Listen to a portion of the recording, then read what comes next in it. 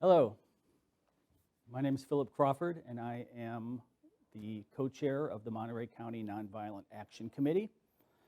And the Nonviolent Action Committee, our mission is to nurture the development of an effective and organized local movement for human rights, social justice, and peace. And my comments today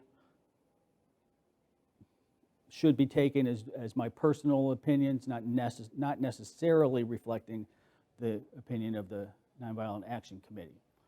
I want to thank Wave Street for giving me this opportunity to speak, and I would like to thank the people who are watching this on the internet and our studio audience. And the topic today the title was Trump, Syria, and the Road to Armageddon. That was the original title that was devised shortly after Trump ordered the bombing of the Syrian air base. Since then, there's been some additional developments, so I am going to have to expand it beyond just Syria and include some of the other areas of the world where the Trump administration is escalating conflicts. I should also say that I anticipate that not everyone will like what I have to say. A couple of months ago, I was doing a presentation here, and in the middle of it, somebody got up, one person in the audience got up and walked out. Now, I have no idea why that was. I never talked to the person. I don't know the person's name. Based on what I was talking about at that moment, I drew some conclusions, but they might not have been accurate. But I do anticipate that not everyone listening is going to like what I have to say. Oh, we have another audience member. So if we were all robots or computers that had no emotions, when someone says, I disagree with you on that, what that would mean is, well, I've examined the facts, and based on those facts, I've drawn conclusions different from yours. So either we're not working from the same set of facts, or the facts don't actually logically lead to the conclusion that you reach. Well, that's what would happen if we were all robots. But since we're not, that's not the way human beings actually work. In politics, I've noticed that frequently when people say, I disagree with you, what they're really saying is, I don't like what you said. I don't like your position. And that's not the same thing as thinking it's incorrect. And I experience that quite a lot. People don't like to hear certain things, and they will shut them out. And so I very much anticipate that people won't like some of what I have to say. So if we're going to talk about what Trump is doing in the world, I think we have to have a basic understanding of the context in which we're operating. And I'm going to follow up on something I said last time I spoke here. But we don't live in a democracy. We live in a plutocracy. And I think most people intuitively understand that, and a lot of activists intuitively understand that. For some reason, though, many activists continue to act as though we live in a democracy.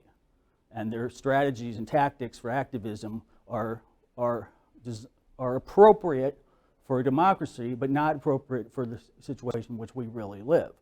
And when I say this is a plutocracy or an oligarchy, it's a society where the 1% enjoys a tremendous amount of wealth and power, and that means political power.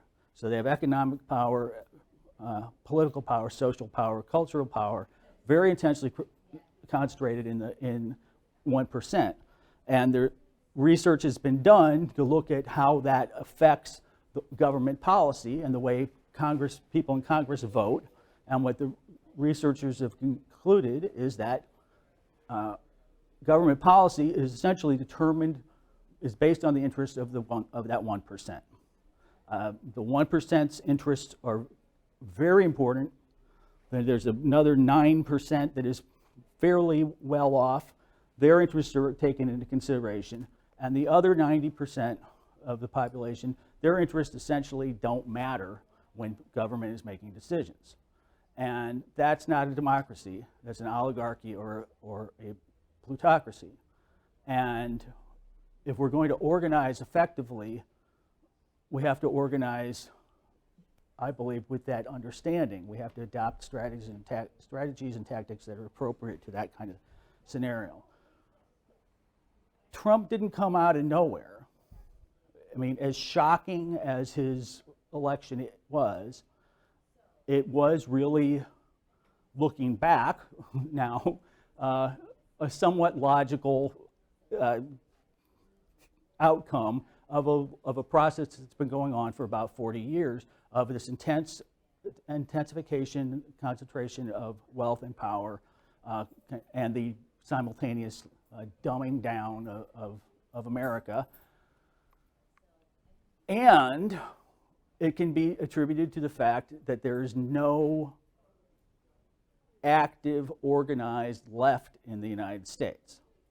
And by left, the term left has a historical meaning going back to its origins during the time of the French Revolution, and it means political positions that work to reduce inequalities and hierarchies. That think that cooperative relations between human beings thrive, and that human beings themselves thrive when there are reductions in unjustified hierarchy and inequality. The right is the group that believes that for whatever reason, hierarchy, inequality is either necessary or natural or somehow beneficial or inevitable, and that's the difference in those terms. There is no active, organized left movement in the United States, and because of that, that's how we end up with somebody like Trump. So, moving on to what's been happening since Trump came into power,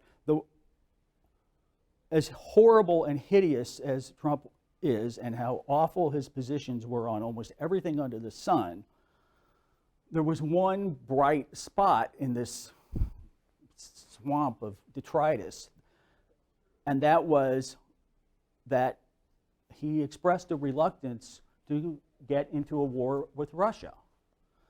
And when I watched the debates or I heard Hillary Clinton speaking, I was always very frightened about her attitude about Russia and her constant Russia bashing, her constant demonization of Putin, and her eagerness to escalate the military conflict in Syria.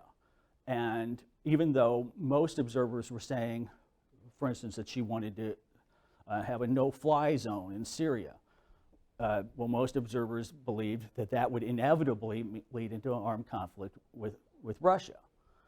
An armed conflict with Russia could quite conceivably, without any hyperbole, exaggeration whatsoever, an armed conflict with Russia could lead to the end of human civilization. So when I heard Clinton make these remarks about Syria and about Russia, I was very frightened. And that wasn't enough to make me want to vote for Donald Trump, but it was the one thing the one position he took where he exhibited a little bit of sense. Now, what's happened since it started before he got elected, but since he's been elected, it's really intensified, is the media, and particularly the Democrats and liberals, have been hammering on on Russiagate. There's a lot of this seems like conspiracy theorizing, with where there's certain things that happen. We're going to try to connect all these dots, even though they don't necessarily connect. But there's an endless conspiracy theories about Trump and his relationship with Russia, and that he has some kind of deal with them, that they helped him win the election, and that there's some quid pro quo, although we don't know what it is. Well, I think that's all. We should, at this point, be able to dispense with that, because now relations between Moscow and Washington, are probably the worst they've ever been, including during the time of the Cold War when the Soviet Union was still around. The tensions between Russia and the United States are at an disturbing level, and that is,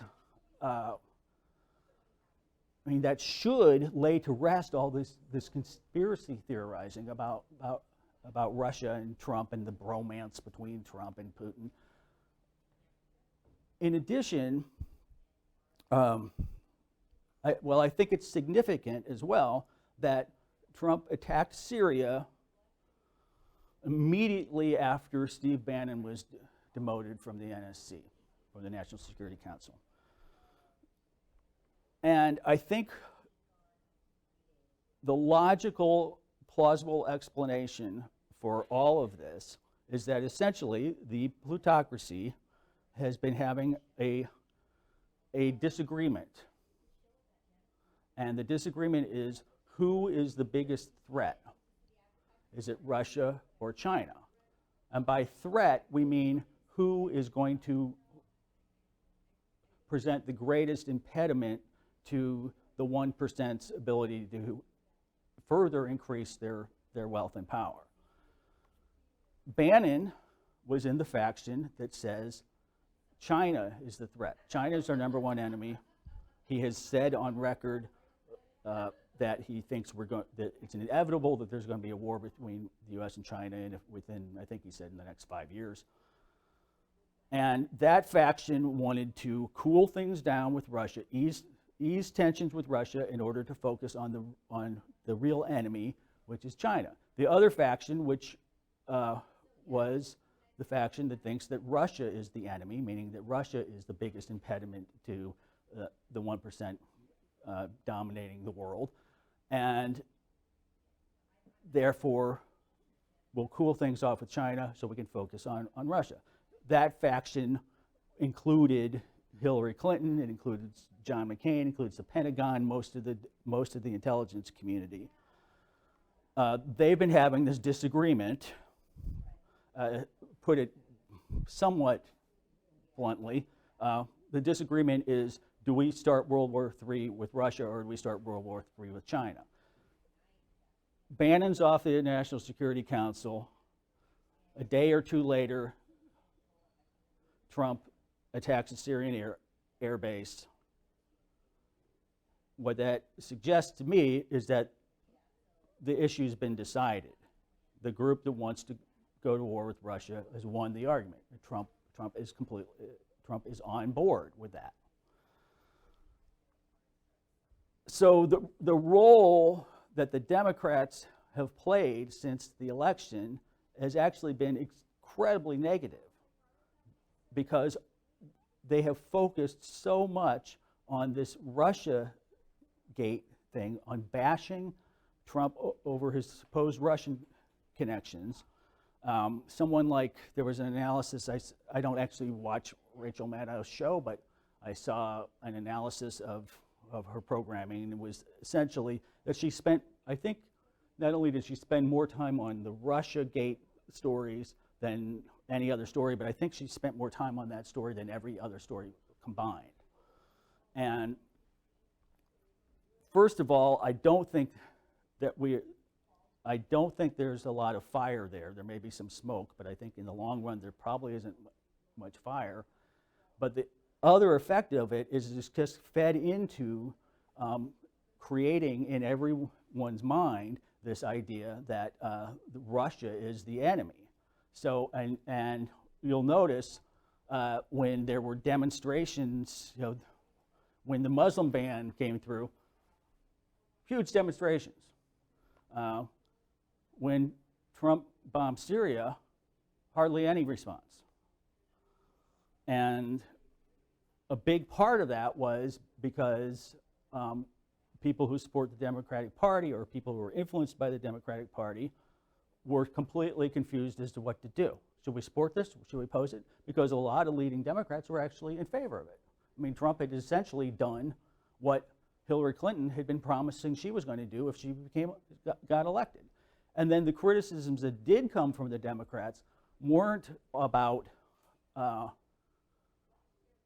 that it was wrong or illegal under international law or potentially suicidal to attack the Syrian air base. It was the biggest complaint that I heard from the Democrats was, well, he didn't ask us first. The president's supposed to ask Congress before he does something like this. We're upset that he didn't ask us. Some complained about the lack of strategy,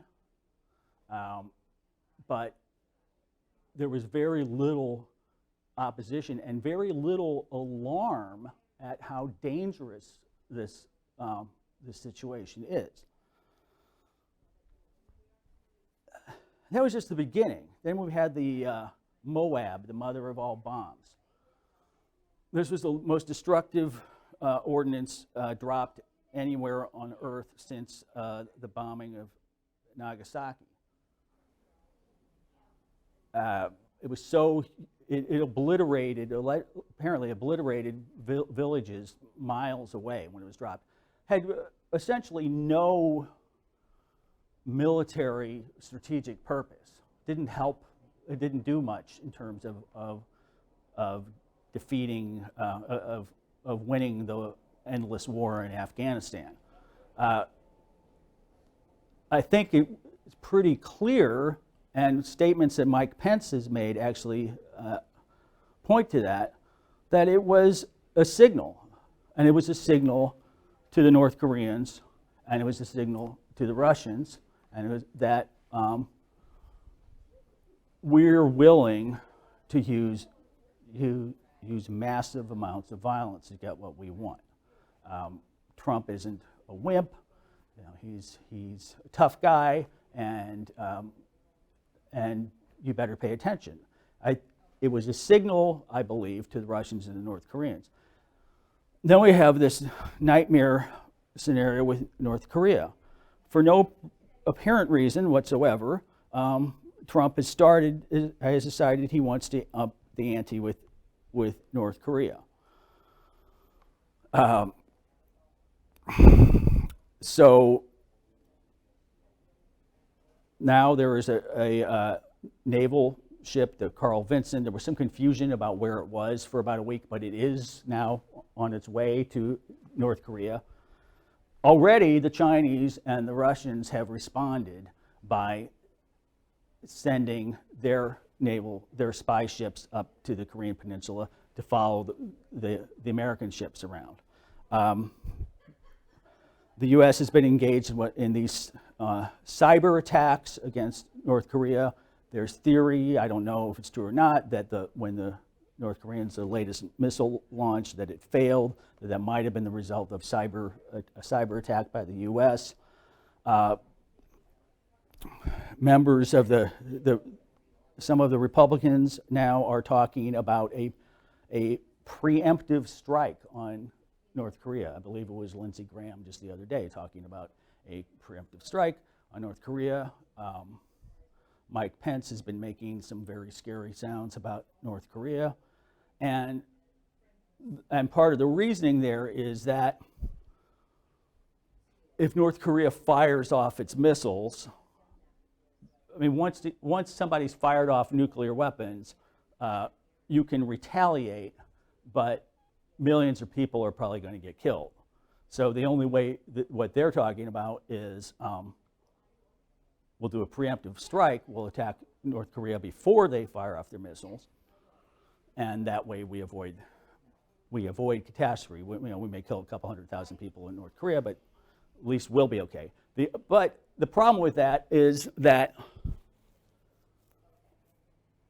these weapon systems are all essentially on hair trigger. So if the North Koreans know that missiles have been fired, they will probably have time to retaliate. And if they actually think that there is a potential that they're about to be attacked by a preemptive strike, then they may launch a preemptive strike of their own. The problem with nuclear weapons is that if the other side has fired their weapons, you're toast. And you have a few minutes to retaliate, but their missiles are already on the way. And if you go first, they will probably have time to retaliate themselves. Even a limited nuclear war would kill millions of people. The North Koreans could, at this point, it isn't believed that they could actually hit the United States, but they could hit South Korea, they could hit Japan, they could kill, millions of people could be killed, plus the fallout would then blow over into Russia and kill hundreds of thousands of people there. One nuclear warhead detonated over the east coast of the United States would disrupt the whole power grid. And that means 60 nuclear power plants would go offline. So we'd have the equivalent of 60 Fukushimas on the east coast of the United States. If there was an all-out nuclear confrontation between the United States and Russia,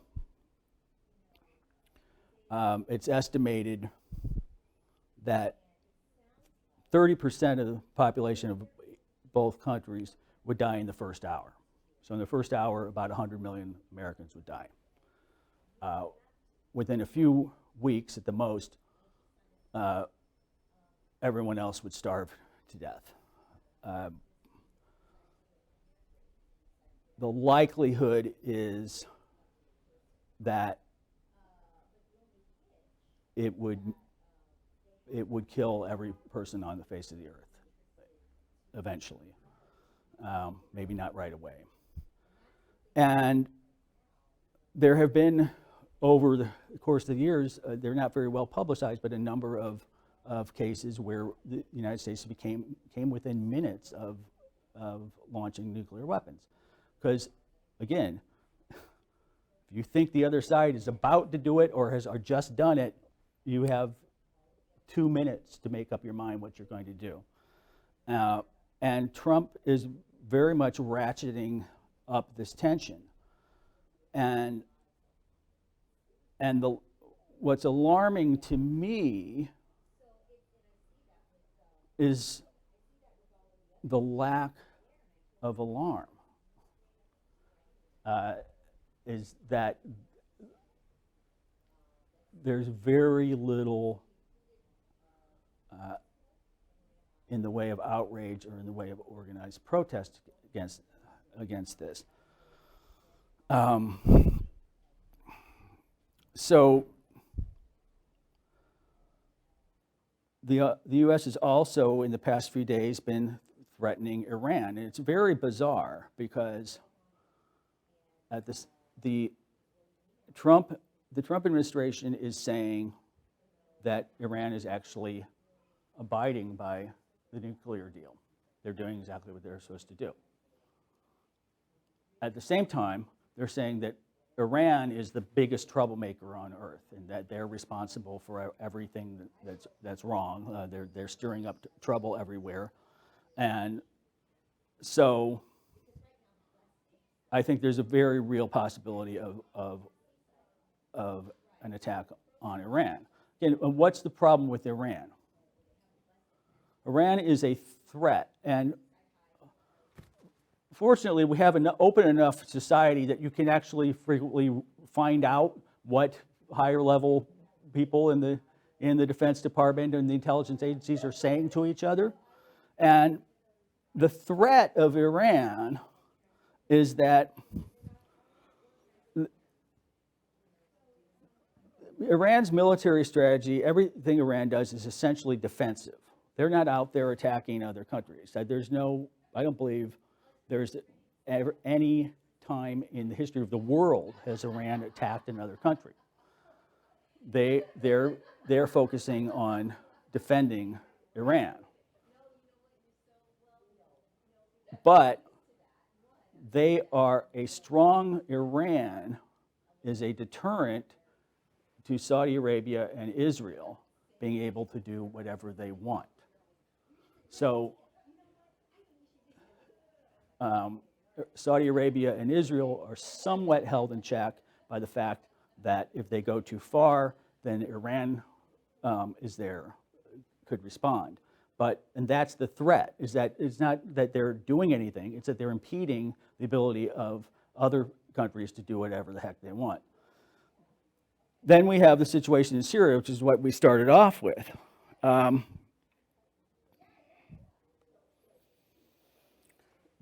The Russians, immediately after Trump bombed the Syrian airbase, they pulled out of this agreement, and the agreement was that there was a system by which American planes and Russian planes in Iran, over Syria, would communicate, so they knew where each other were. They knew we're bombing here, we're bombing there, we're flying here, we're flying there, so there wouldn't be any problems, any crashes, anybody shooting at each other. Well, they suspended cooperation with that in protest. So that means that any minute, a Russian plane and an American plane could get into a conflict, and human beings being the way they are and not being computers, that could very rapidly escalate. And again, the problem with Syria is that it's not on board with U.S. strategy. U.S. is supporting the Saudi regime, and the U.S. Matter of fact, the Saudi regime has been the largest purchaser of U.S. military of weaponry for about the past decade. And when Hillary Clinton was Secretary of State and Obama was president, arms sales to Saudi Arabia tripled. Now, and Saudi Arabia right now is involved in this horrific war in Yemen, and the U.S. is backing them, providing them with all sorts of logistical support for that. Saudi Arabia is one of the most tyrannical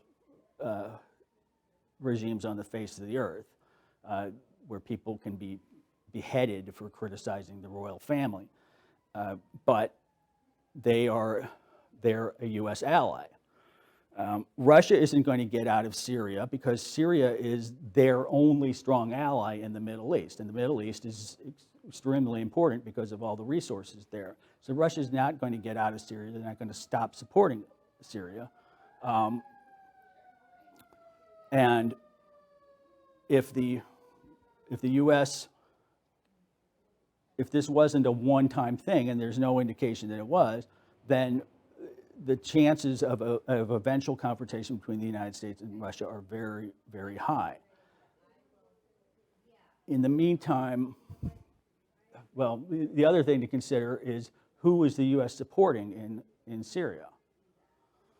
There's a lot of talk, there used to be a lot of talk about the moderate rebels that the U.S. was supporting. Well, the truth is there really aren't any moderate rebels left. And Syria is too complicated for me to talk about for an hour. I mean, I heard Phyllis Bennis from the Institute for Policy Studies talking about it the other day, and she said there are 11 separate wars going on in Syria. I mean, it's a very complicated situation. But the Russians and the Iranians are supporting the government there. There are several rebel factions, the Kurds, then there are ISIS, and there's al-Nusra. And that is the group that the United States is supporting and the Saudis are supporting, and the Israelis are also backing. Well, who is that? Well, it's an offshoot of al-Qaeda. So essentially, the U.S. is supporting an offshoot of al-Qaeda with the cooperation of the Saudis and the Israelis against the Syrian regime, which is backed by the Russians. And the U.S. likes that group better than they like ISIS, because ISIS was a group that broke off from al-Qaeda, essentially is al-Qaeda on steroids. They decided al-Qaeda was too moderate for them. So you have all these different factions. The U.S. getting involved in attacking the Syrians is a catastrophic mistake. I mean, it is such a dangerous way to go. And unfortunately, there's very little opposition from the Democrats on that issue. So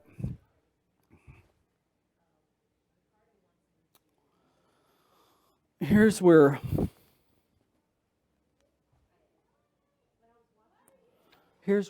I get into the part that people won't like. I mean, I'm sure nobody liked any of that, but the part where people are going to get up and walk out of the room or turn off their computer.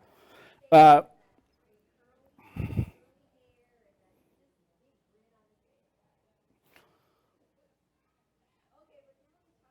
Nonviolent Action Committee, immediately after the election, I'll just say I'll talk about what I did. I started going to all these meetings, contacting all these different organizations, all these different activists, all over the community, with the goal of trying to get everybody to start working together. I think most people realized that Trump was something new. It wasn't just another bad president. It was a spectacularly bad president with a spectacularly bad cabinet and a spectacularly bad Congress and Senate, and now a spectacularly bad Supreme Court. And our goal always was, let's get all the different organizations, let's get everybody together, let's form as much as possible, let's have unity. We never ever promoted, we didn't put any effort into, or let me say I never put any effort into building up the Nonviolent Action Committee as an organization. My focus was on building up a movement. We had a meeting about 10 days after the election at the Center for Change. About 60 people came. Where I pushed that idea. We played a key role in the march on November 20th. It was actually the idea of just a young woman who had organized anything in her life, never even been to a demonstration, but she wanted to do something. And I contacted her and I said, can I help you out? And we had that march. It was very well attended. It was a great march. I called for a demonstration in early December at the Salinas City Hall for a vigil, candlelight vigil in support of Sanctuary, making Salinas a sanctuary city. And I kept trying to organize meetings where the different organizations could get together. What I kept putting out there was, this is a crisis. We need to get together. We have to act now. So not January 20th, but we have to act now so that when January 20th comes around and Trump is takes office, we're ready. We're prepared.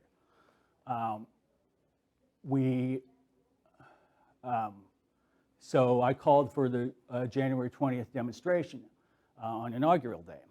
And I put together a steering committee. I brought in people from different organizations, several of whom were connected with the local Democratic Party. And we put together a rally on January 20th. It was originally going to be at the Window on the Bay because of the bad weather. we ended up out at the Unitarian Church. Very well attended, standing room only. The program was probably the most diverse and representative of this whole community of any program I've gone to at any event since I've lived in Monterey County. And we had people from a very wide range of organizations and constituencies. And the theme was unity, unity, unity. We're all going to work together against the Trump agenda. And it was a very positive thing. It was just great to be with like-minded people on such a terrible day, among other things. Now, on the steering committee of that put that together, we agreed that the steering committee formally existed only for the purposes of that rally. On January 21st, it would formally disband. But there was a lot of conversation about how, well, this is the beginning. This is the beginning of something, of building a movement, of getting all these people together, getting the organizations working together. And if it wasn't an explicit promise, there was an implied promise that was going to be a focus of everyone's attention. And since then, we've had a number of mass meetings. We do them at the Unity Church. We invite people, we send word out to all the different organizations and activists to come together. And what we've done is we've actually actively promoted other people's activities and events as a way of helping to build the movement. We were one of the driving forces behind inventing this community action calendar, or community involvement calendar, which was one master calendar that would have every organization, every progressive group in the community could put their events on there, so that when you're planning your event, you can see, oh, somebody else is doing this on that day, let's not do it then, or you can see what other people are doing so you can get involved. So we've been pushing this whole idea of everybody working together. Let's build one unified movement. Let's get organized. Let's stop stepping on others' toes. And on January 20th, that seemed like that was really something that was going to happen. But it's kind of petered out. And it's disturbing because we are in such a critical juncture. I really don't think it's an exaggeration to say that this could be the most critical juncture in human history, because we are so dangerously close to the possibility of a nuclear war with Russia, and actually even with China because of North Korea.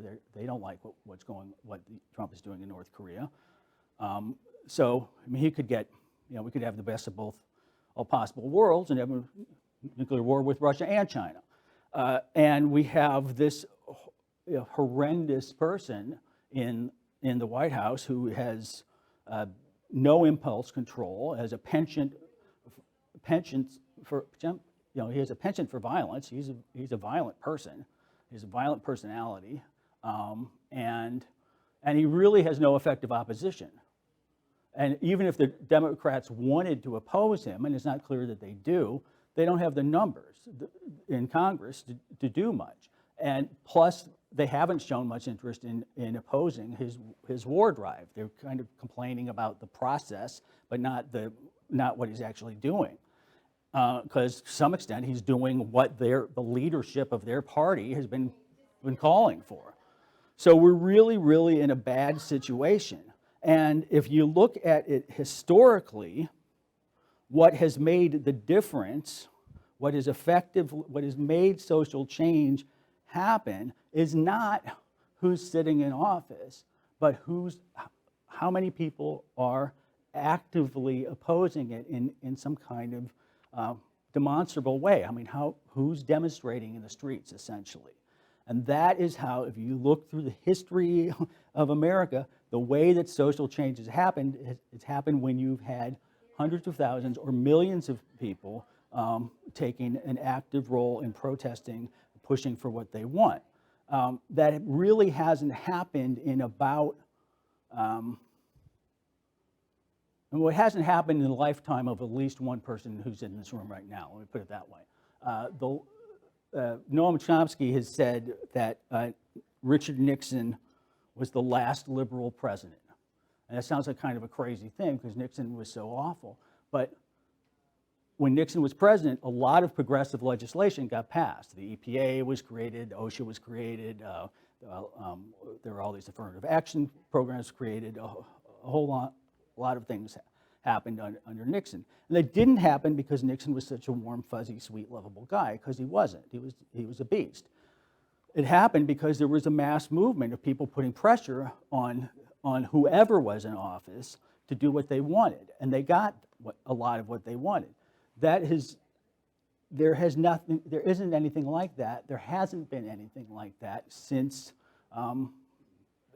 in several decades now. And there's a woman named Erica Chenoweth. She has a website, a blog, Rational Insurgent, I believe, and she's studied social change movements all over the globe, and has come to the conclusion that this is the way social change happens. You have to have mass numbers of people to get up off their seats and get out in the streets and start protesting.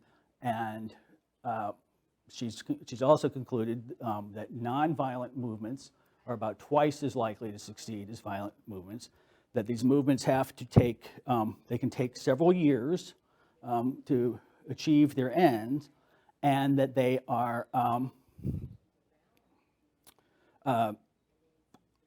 and she's actually come up with this figure. I don't know how she came to this, but she came to a figure. She said the critical mass is 3.5% of the population. If you have 3.5% of the population engaged in a sustained nonviolent resistance campaign, you're going to get what you want. Now, 3.5% of the population, there's approximately 400,000 people in Monterey County. That's 15,000 people.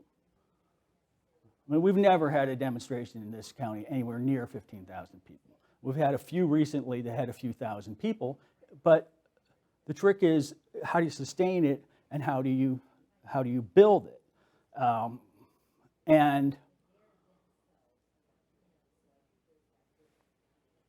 that's what we need if we're going to stop Trump and if we're going to stop World War III. That's what we need. We in this community, because this is where I live, this is where we live, and my concern is what happens in this community, is how do we build a movement where you had 15,000 activists, or 15,000 people will come out to a demonstration if they get the word, and they will come out the next week if they get the word. And you can't do it if you have 30 or 40 different organizations all pursuing their own agendas. And you can only do it if they all get together. So what's the problem? I'm going to wrap this up very quickly because I want to see if there's any feedback. Why don't we have that kind of movement? Well, one is just, I think, a bad understanding, a lack of what's called intersectionality. That's a fancy word for a simple concept, which is all these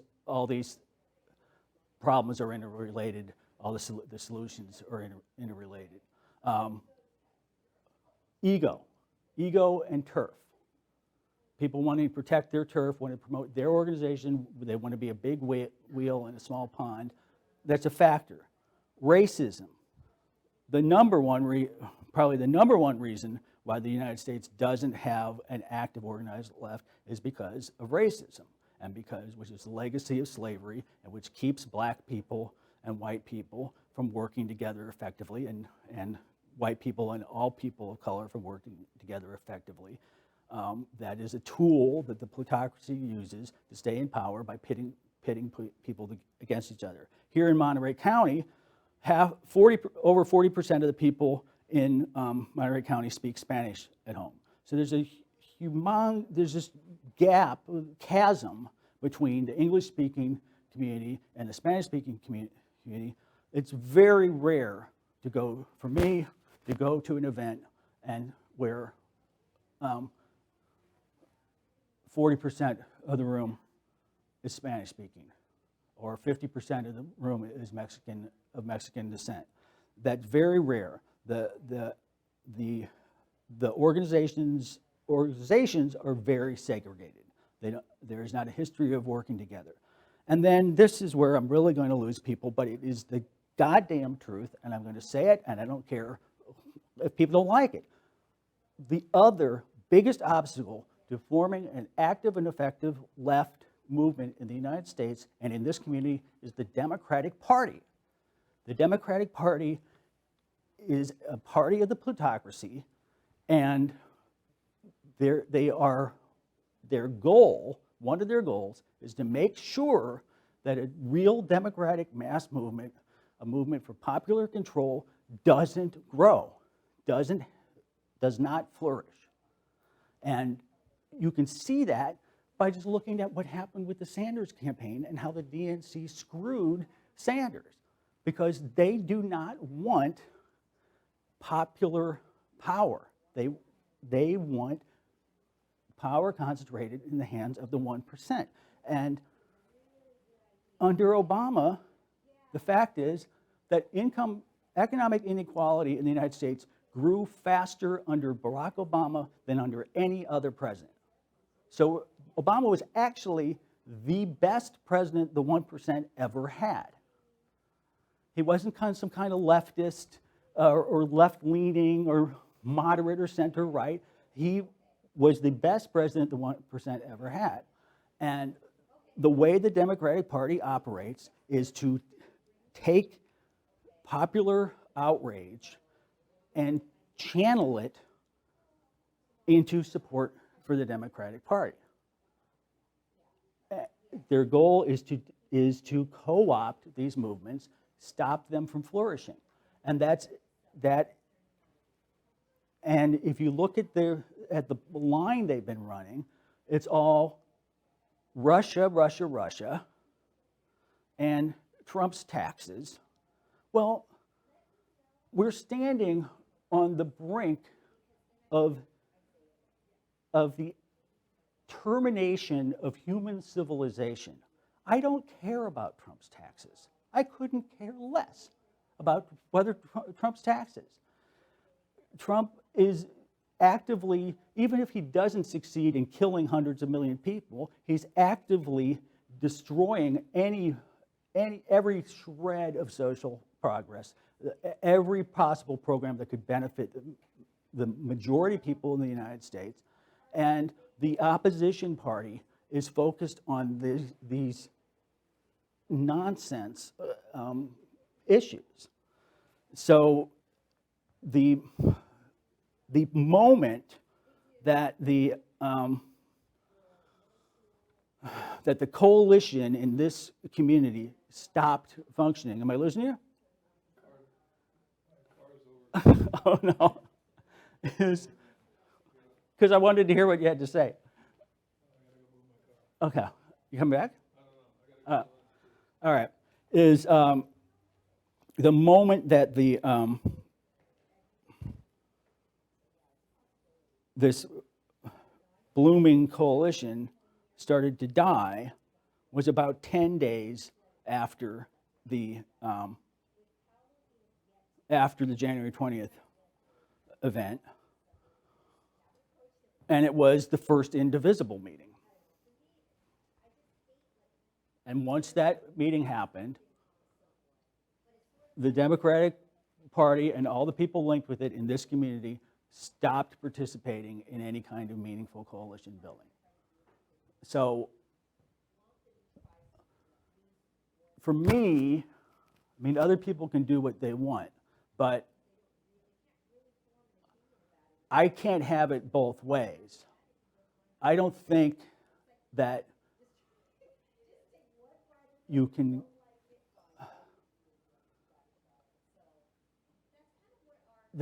work for peace and justice and simultaneously support a party that's working against you and against your interests. And I know I'm going to lose a lot of support for saying this, but I'm absolutely convinced of this, that if we want to build a movement that can really make a difference and really stop Trump and potentially stop the nuclear holocaust, we can't do it with the Democrats. And I say that despite the fact that I have many good friends who are devoted Democrats. It's not going to work. It's self-defeating, and that if people really want to build something that works, it's got to be an alternative. It's got to be something that doesn't suffocate this outrage that's booming, doesn't channel it into writing pink postcards to your congressman. So I think I'll wrap it up there. Did you have a question? A response? Yeah, I have a variety of questions and comments. I appreciate especially that you touched upon some of the barriers to participation in civil resistance and kind of community organizing efforts. Inequality and racism are huge components of that, as you talked about, but this growing divide between the elites, the 1%, and the rest of the masses has intensified populism, has really played into this bipartisan kind of paralysis that we're seeing right now with no other options. And so I think because of this, there are a lot of economic barriers to participation, and even locally we see this, and that's what fed into the election of Trump. But I'm wondering, you touched upon the need to revisit the tactics and the long-term strategies that such movements are using. And I'm seeing a lot of the same tactics being used now in an age of unprecedented inequality that were used decades ago. Mm-hmm. And I'm wondering how some of these tactics might work, and maybe this is more rhetorical, but I've definitely struggled looking at ways to, first of all, because there's so many parts to this, right? Increase access to information, non-biased information for everybody. Encourage citizens to think critically, because right now we see, as you've mentioned, these narratives coming from the Democratic Party that of course are feeding into what the masses want to hear and are playing to that inequality. I think there also needs to be fewer barriers economically to participation, especially locally. And you mentioned the divide between native Spanish speakers and others. Here in Monterey, we see individuals who can't participate because of these economic constraints. So how might that feed into our tactics, and how do you... Is it Second Amendment? Sorry? Did you say something about the Second Amendment? Oh, no, I didn't. Oh, I thought about, okay, I misheard you. Okay, okay. There, well, was very rambly, but... Okay, no, I got it. But, well, I don't think I'm not going to say I have all the answers. But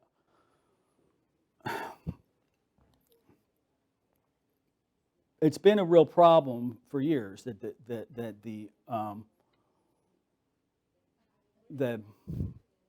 peace movement is kind of separated from other movements, economic justice movements, et cetera. That we have to get past that. But to a great extent, activism is a luxury of people who are fairly well off because they have the time to do it. And that's why also a lot of the things I go to, I see, well, I'm the youngest person here. And that's because everyone here is retired. And that's why they're here, because they have the time to be here, because they're retired. So the people who are most affected by Trump or by the oligarchy's policies are the people who have the least wherewithal to go out and resist, honestly. If you're working 2 jobs, and et cetera, or if you're afraid you're going to be deported, you may not want to come out to a demonstration. It's been said a million times, and we'll just have to say it again, is that those of us who are relatively well off or have some luxury time or have some free time. We can't be holding events and asking the people who aren't like us to come to our thing. We really have to go to their thing. We have to support their thing. And I mean, I think there's going to be a program here next week about being allies. I was invited to participate, but I mean, I think being a good ally is you have to recognize that you have a certain amount of power that other people don't have, and you have to let them take the lead. You have to go support what they're doing. It just doesn't work to just say, well, we have an event and nobody of color came to our event. Well, we tried, we invited them. I mean, that's not how it works. And unfortunately, a lot of activists have that attitude that coalition building means inviting other people to come support what you're doing, to come support your agenda. That doesn't work. I mean, we need a poor people's movement. That's what we need. We need Martin Luther King back, but we don't have him. So, do you have anything to add to that? I could. What are your views on Black Lives Matter and how successful do you see that movement being? Because I see kind of a modern civil rights movement occurring now. I think they've definitely changed. They've changed the conversation.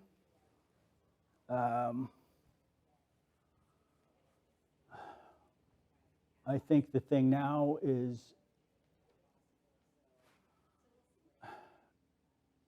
and I think there's some signs that they've been working on this, but we just need to broaden the movement,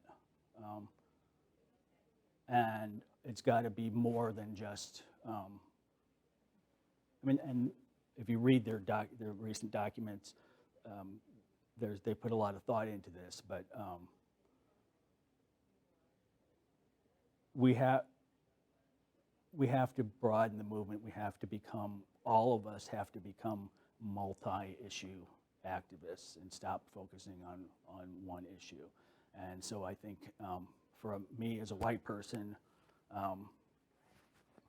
that doesn't mean asking Black Lives Matter to come join what I'm doing, but it means going to them to try to join with what they're doing. But I don't like the word intersectionality because I think it's just a fancy academic term for something that's fairly simple, and I think using it kind of turns people is kind of elitist and turns people off. But I mean, I think that's what we need. But if you're in a position of relative privilege, then it's really your job to go to the people who aren't as privileged, not their job to come to you. I think we're out of time. Are we out? All right. Thank you. Thank you.